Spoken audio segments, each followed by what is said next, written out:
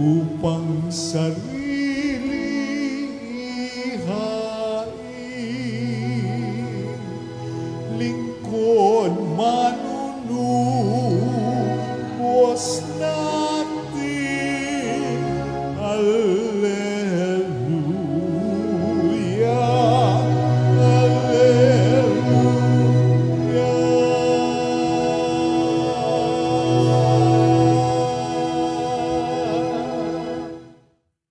Sumainyo ang Panginoon. At sumaiyo rin. Ang mabuting balita ng Panginoon ayon kay San Lucas. Papuri sa iyo, Panginoon. Noong panahong iyon, nagtalo-talo ang mga alagad kung sino sa kanila ang pinakadakila. Batid ni Jesus ang kanilang iniisip, kaya tinawag niya ang isang maliit na bata at pinatayo sa tabi niya. At sinabi niya sa kanila, ang sinumang tumatanggap sa batang ito, alang-alang sa akin, ay tumatanggap sa akin. At ang sinumang tumatanggap sa akin, ay tumatanggap sa nagsugo sa akin. Ang pinakaaba sa inyong lahat ay siyang pinakadakila.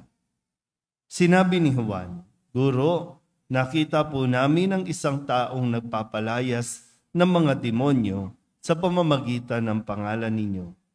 Pinagbawalan namin siya sapagkat siya'y hindi natin kasamahan. Ngunit sinabi ni Jesus, huwag ninyo siyang pagbawalan, sapagkat ang hindi laban sa atin ay kapanig natin. Ang mabuting balita ng Panginoon. Pinupuri ka namin, Panginoong Hesukristo.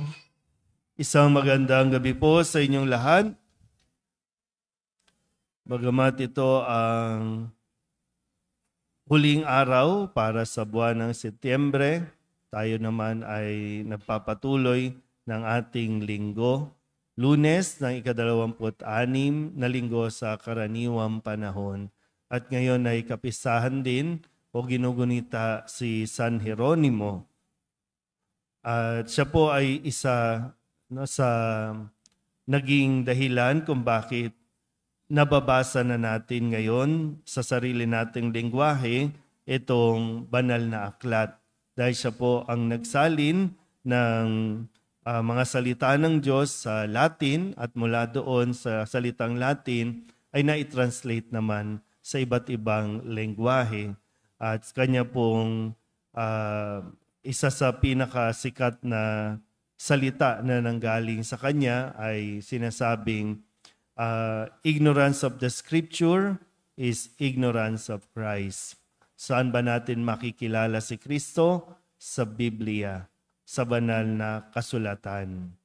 Kaya mahalaga at laging pinapaalala sa atin na magbasa tayo ng Biblia upang maintindihan natin, makilala natin ang ating Panginoon.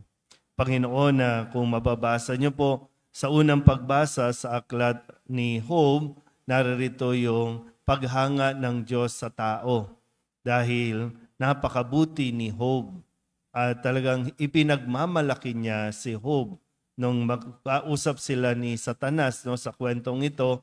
Nang kausapin ay hinayaan ng Diyos na subukin si Job hindi para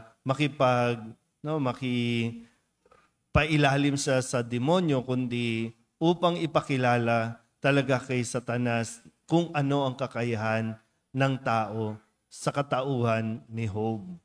Na si Job ay mananatiling tapat, mawala man ang lahat-lahat na naibigay sa kanya. So, kaya yung mga pangyayari sa buhay natin talagang naririto din sa aklat, sa Biblia. Mas makaka-relate din tayo at mas maunawaan natin. At sa ating ebanghelyo, yung aral na itinuturo ni Jesus, napakaraming aral. Isa ni riyan ay yung ano ba ang kahulugan ng pagiging dakila. Sa ngayon, sa panahon natin, parang obsessed ang tao na tawagin siyang number one, champion, pinaka-the best. Obsessed. Maraming tao dyan, no? na maging pinakamagaling sa lahat. Tandaan niyo po hindi lahat ng magaling, mabuti. Pero kung ang isang tao ay mabuti, kahit saang larangan, magiging magaling siya. Ikinokorek ni Jesus yung pananaw ng mga alagad na inaakala nilang ang pagsunod kay Kristo, ang pagiging alagad ni Kristo ang magpapasikat sa kanila, ang magpapatanyag sa kanila. Bagamat nandoon na yun, no? Isang tukso nga ng demonyo yung maramdaman ng tao na sikat siya. Kasi kapag sikat na ang tao, unti-unti napapalayo siya sa pagtitiwala at pananampalataya niya sa Panginoon. Kaya sabi ko, gusto niyo ba talagang maging dakila? Tumulad kayo sa isang bata. Gusto niyo ba talagang maging dakila? Maglingkod kayo. Kahit magbigay kayo ng isang basong tubig sa pinakamaliit, dakila ka na sa paningin ng Diyos.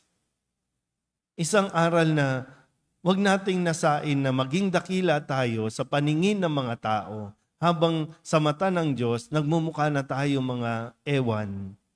Parang walang katuturan, walang kabuluhan na ang ating ginagawa sa mata ng Diyos. O pwede kang palakpakan ng mga tao, pwede kang kainggitan ng mga tao, pero saan tayo pupulutin pagdating ng araw? Ay, yung mga bata na narito, no? Tinuturuan, pinapapasok natin sa eskwelahan, tinuturuan sila para na maging magaling.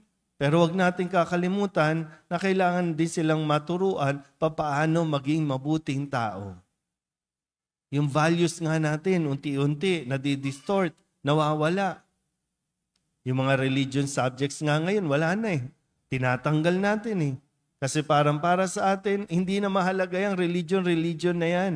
Kasi dapat pantay-pantay sa lahat.